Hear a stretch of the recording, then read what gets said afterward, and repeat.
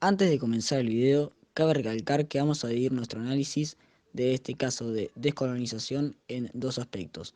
Por un lado, la Guerra de Liberación de Angola y por otro, la guerra civil posterior a la misma. Guerra de Liberación de Angola. Durante los años 50, Portugal se encontraba bajo una dictadura, en la que se encontraba António de Oliveira Salazar a la cabeza. Y este último había propuesto, entre otras cosas, la implementación de las provincias de ultramar con respecto a sus colonias, dentro de las que se encontraba Angola, entre otras más. Él pensaba que esas colonias no eran colonias como tal, sino más bien una parte integral e inseparable de Portugal. Esto colaboró a que la población blanca aumentara de número, principalmente en Angola, lo que favoreció a las tensiones entre los nativos negros y los colonos.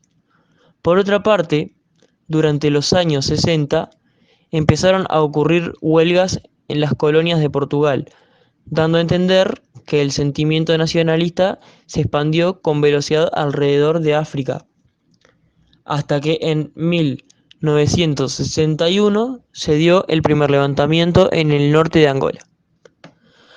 Por, por otra parte, durante los años 60 empezaron a ocurrir huelgas en las colonias de Portugal, dando a entender que el sentimiento nacionalista se expandió con velocidad alrededor de África, hasta que en 1961 se dio el primer levantamiento en el norte de Angola, en la prisión de Sao Paulo, en Luanda, en el que participó el Movimiento Popular de la Liberación de Angola, creado en 1956, y unos meses después, en marzo, la UPA se levanta al norte del país, matando a más de 7.000 personas en el proceso, a lo cual acudieron 60.000 soldados por parte de Lisboa para reprimir a las rebeliones en la colonia.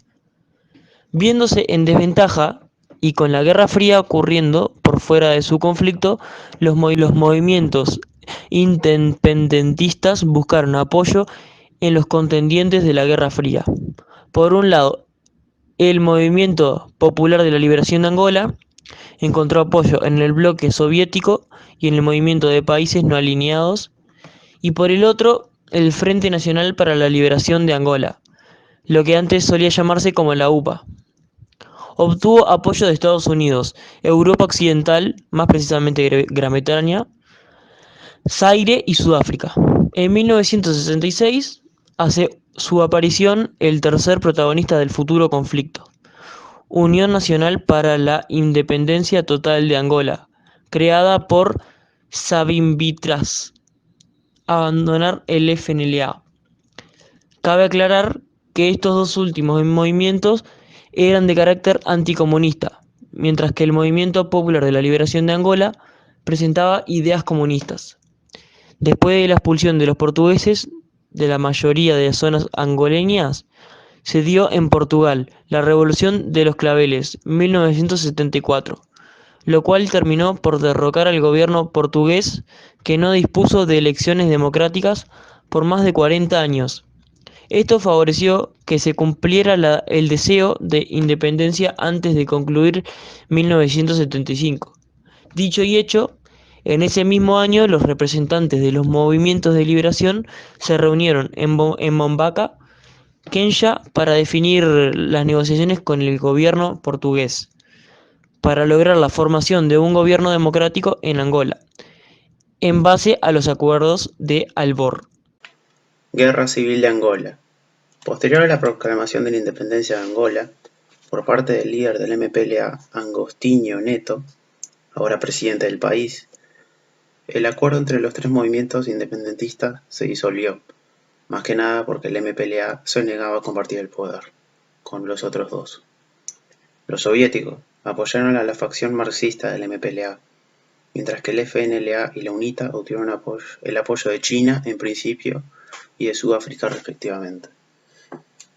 A todo esto, Henry Kissinger, consejero de la Seguridad Nacional de Estados Unidos, se percató del apoyo que tenía el MPLA por parte de los soviéticos.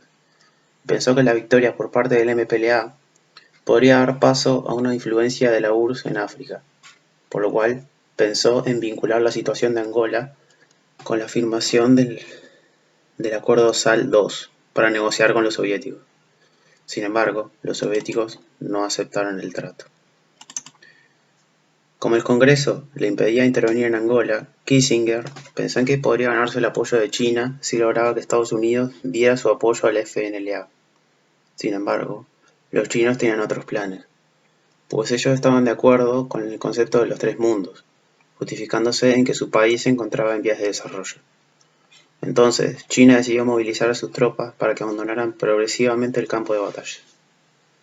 Aunque Estados Unidos dio su apoyo de todas formas, la URSS consiguió dar la vuelta, por dos motivos. Primero, Estados Unidos venía ya muy golpeado de sus batallas en la guerra de Vietnam. Por ende, su apoyo no fue lo suficientemente poderoso. Y por otro, la URSS hizo entrar en juego a Cuba, al mando de Fidel Castro, lo que concluyó en una paliza por parte del MPLA a sus contrincantes.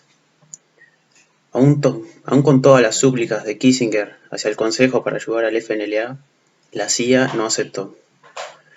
Y así, en el 1976, la OUA dio su aprobación al MPLA como gobierno de Angola, dando paso a un nuevo proceso de expansión por parte de la URSS en África.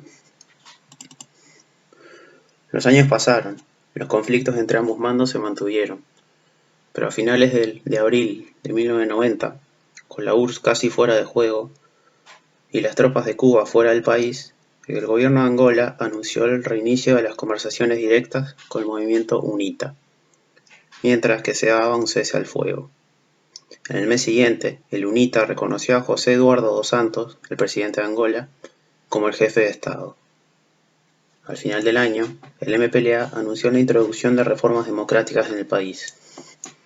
El 11 de mayo del 91, el gobierno publicó una ley que autorizó la creación de nuevos partidos para poner fin al monopartidarismo, la descentralización de parte de la administración.